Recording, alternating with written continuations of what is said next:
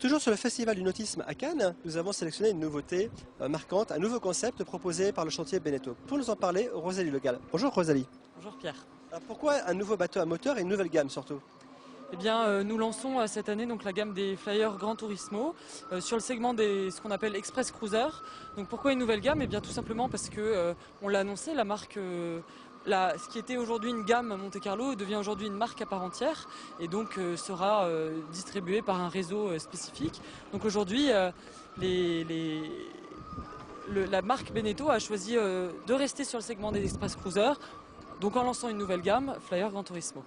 Alors quelles sont ses caractéristiques? Qu'est-ce qui la distingue? Alors la philosophie de la gamme, c'est d'ailleurs ça se traduit assez bien par son nom, hein.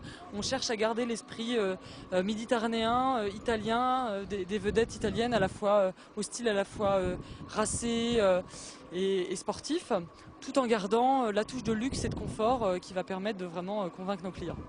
Alors ce premier bateau qui est présenté à l'occasion de ce salon s'appelle comment et fait quelle taille? Donc le premier modèle de la gamme, c'est d'ailleurs le modèle phare, c'est le Flyer GT38 qui est présent ici à Cannes. La gamme sera élargie dès Paris du 34 et puis à l'avenir on se montera et on descendra sûrement dans les tailles pour en faire une gamme à part entière. Alors à l'intérieur, il y a combien de cabines? En type de carène, qu'est-ce que c'est? Et en type de motorisation, on va savoir un peu plus d'informations sur ce bateau. Bien sûr.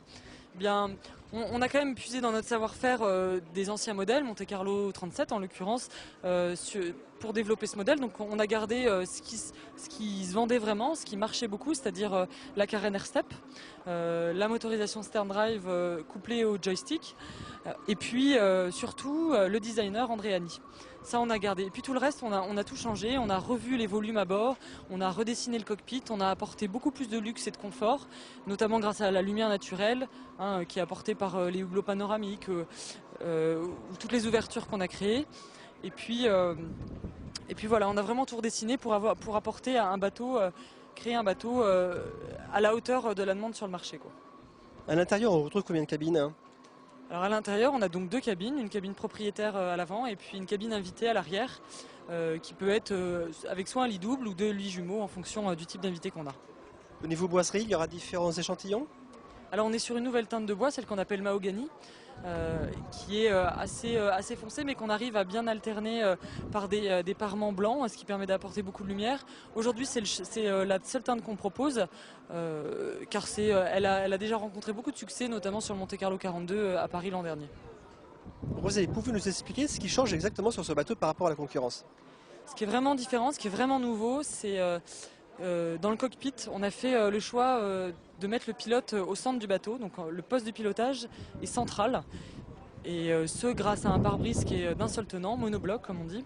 Donc ça permet beaucoup de choses en termes d'architecture. Déjà ça apporte au pilote un réel confort en navigation puisqu'il a vraiment une parfaite visibilité autour de lui. Et puis ça permet aussi d'apporter en termes d'architecture et notamment dans les cabines beaucoup plus de hauteur sous barreau, donc beaucoup plus de sensations d'espace et de confort. Rosalie, merci pour toutes ces informations. Merci.